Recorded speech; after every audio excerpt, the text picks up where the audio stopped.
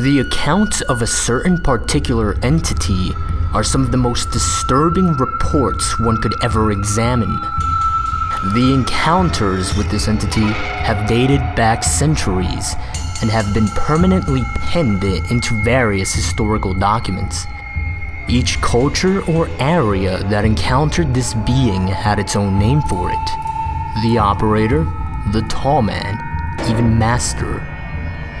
Today, it is most commonly known as Slender Man. In recent years, it's actually been a phenomenon that's been taking off, and it's been pretty viral. It's even gotten to the point where the legend has its own video game being developed for it. However, its presence in history is certainly undeniable. There are many recorded accounts documenting encounters with this entity. One such disturbing account, stemming from a German journal dating as early as 1702, writes, "My child, my Lars, he is gone, taken from his bed. The only thing that we found was a scrap of black clothing. It feels like cotton, but it is softer, thicker. Lars came into my bedroom yesterday screaming at the top of his lungs that the angel is outside. I asked him what he was talking about, and he told me some nonsense fairy story about the tall one. He said he went into the groves by our village and found one of my cows dead, hanging from a tree. I thought nothing of it at first, but now he is gone. We must find Lars, and my family must leave before we are killed. I am sorry, my son. I should have listened. May God forgive me." Despite different cultures attributing different names to this being, all descriptions of it share some very common traits. The Slender Man is described as being a tall man. In many reported experiences, it is said to have the appearance of wearing a black suit and maybe even a tie. Now, there's an important distinction to be drawn here. If this being indeed wears a suit, it can be concluded that it has an awareness and some sort of intelligence. However, if it does not, and it just seems to have the appearance of doing so, then it's hypothesized that it has a natural ability to merge in its surroundings, and in this case that would be with our society, our culture. It may be why this entity has even been evasive for so many centuries, despite an ever-evolving and ever-changing culture. It is also reported as having no eyes, no mouth, no hair, and no distinguishable facial features. Different reports describe it as ranging anywhere between 6 to 15 feet in height. Its behaviors vary from report to report. It has reportedly stalked victims, in some cases for years. Psychological torture is a common tool this being employs, though any definite particular reason as to why it does what it does is anyone's best guess. The only general certainty that can be drawn from this entity's behavior is that it is malevolent. Now, there was actually an interesting list compiled which described potential traits of the Slender Man. This list was compiled after there were a number of burning buildings with unknown causes that had several deaths and a few surviving witnesses. Now, these traits are listed in a sort of chronological order, and this is what that list says. Slender Man will find interest in a victim for reasons unknown. It would then contact the victim, and if it is a child, it'll present itself as friendly. The adults he stalks have a common trait. They have all been through a terrible tragedy in their life, even if the tragedy was made by Slender Man directly. If the victim is an adult, it would stalk the victim for long amounts of time, causing what is known as slender sickness. Now, slender sickness causes massive paranoia, nosebleeds, nightmares, hallucinations appearing only to the sick person, and many other dangerous symptoms. Eventually, and this is where it gets disturbing, eventually it would abduct the victim into whatever nearby forest there may be, where they would be killed. In messy cases, it may remove evidence of its existence by causing fire of their home, place of work, or school. Now here's one of the more recent findings about Slender Man, and this can get pretty disturbing. Slender Man uses, or is at least thought to use, what are called proxies. Now these proxies, they are people that behave in really strange ways. Oftentimes it is described as if they behave in ways that make them appear as if they are possessed. It is a kind of psychosis.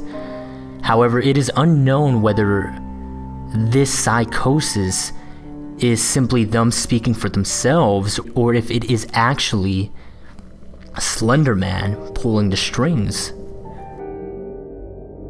In its most generalized form, you can consider these proxies insane individuals that are apparently under its control or influence. Now, this is because these proxies tend to act based on what this entity might want or need, sort of like servants. Now, the idea is that these people do all the physical interaction for it.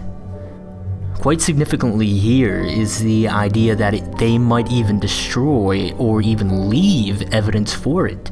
They may even serve as sort of a communication medium, which is really disturbing considering the potential forms of media that they can communicate through. Because this includes creating any sort of electronic media to communicate with whomever they might feel the need to. So it might be possible that there are videos or files out there with communication from it. This idea, it kind of brings you as close as possible to this, as directly as possible as you can get. One final point, you cannot choose to be a proxy. There are reports or accounts in which people have tried where they've wanted to, but it doesn't work that way. In short, it chooses you, you do not choose it. And that, I think, is probably one of the scariest aspects of this entire thing. Apparently there are organizations tracking it, however not much is known about this as one would suspect. In fact, it's even to the point where one of the organizations is literally just called the organization.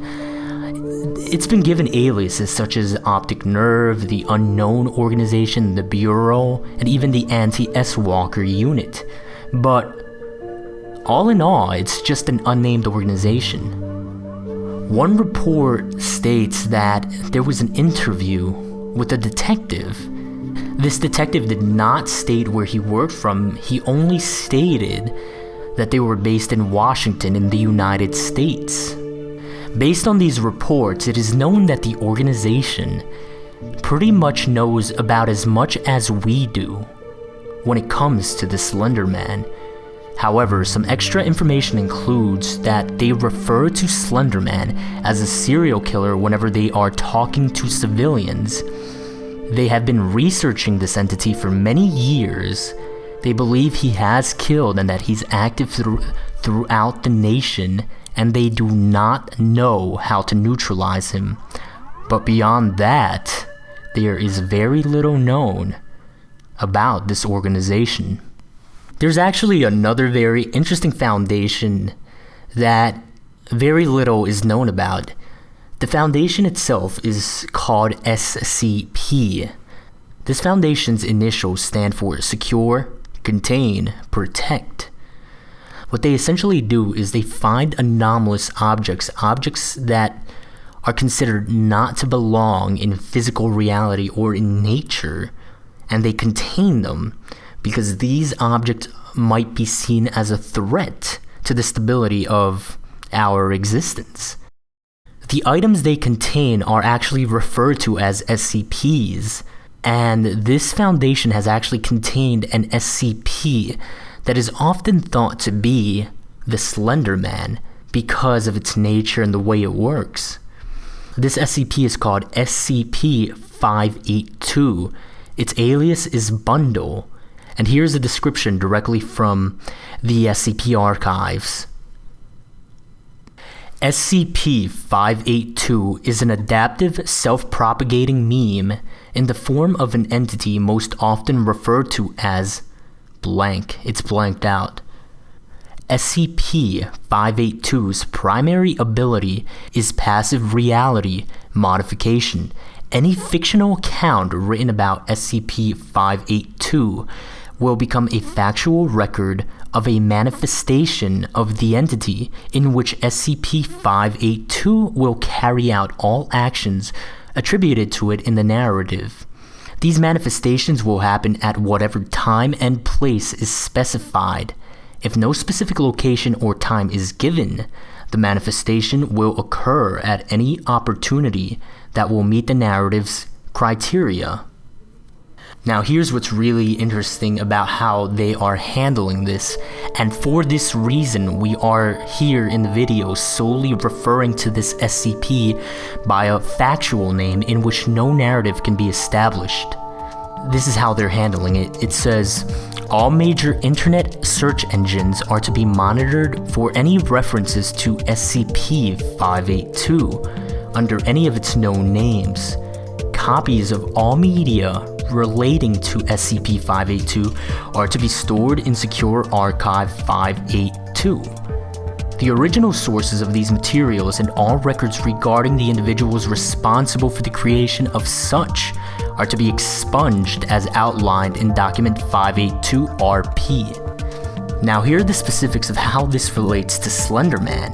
This SCP has been noted to share some abilities as Slender Man. For example, it appears or disappears at any place or at any time. But according to the SCP Foundation, Slender Man does not exist. And that's probably one of the more fascinating reasons. In the past decade, there have been increased reportings of encounters with the Slender Man. There is one interesting connection to note with another reported entity known as the Rake. Now, the Rake gives off what is known as sigma radiation. This is a type of energy signature that was unknown when it was first discovered, and it's still under investigation. This energy signature is not exactly radiation, but there was no other way to name it. It was something that was unknown. It was something new. And so sigma radiation was given as a way to label it and to identify it. This was found in the bloodstream of victims of the Rake. What's interesting here, and its connection to Slender Man, is that Slender Man, in one or two cases, maybe a few, left behind what was a sort of fabric, a piece of cloth. And this cloth gave off that very same energy signature. Now, more information will be compiled for a future summary video of what the Rake is. But because of all of this, it is thought that there is some relation between the Slender Man and the Rake. There have even been mentions of a modern cult who worships the Slender Man, who see him as some sort of holy being and that his actions are a blessing. The Slender Man is certainly one of the most notorious entities in existence. Quite possibly the most disturbing aspect of investigating the Slender Man is the inexact nature of its origin. Its malevolent, mysterious nature is one that garners a lot of deserved attention. This is what we know so far. There is still much to learn. New information is acquired and new hypotheses posed as further investigation is done. However, the costs of the little we find out are great, for there have been a startling number of victims and disappearances in recent times.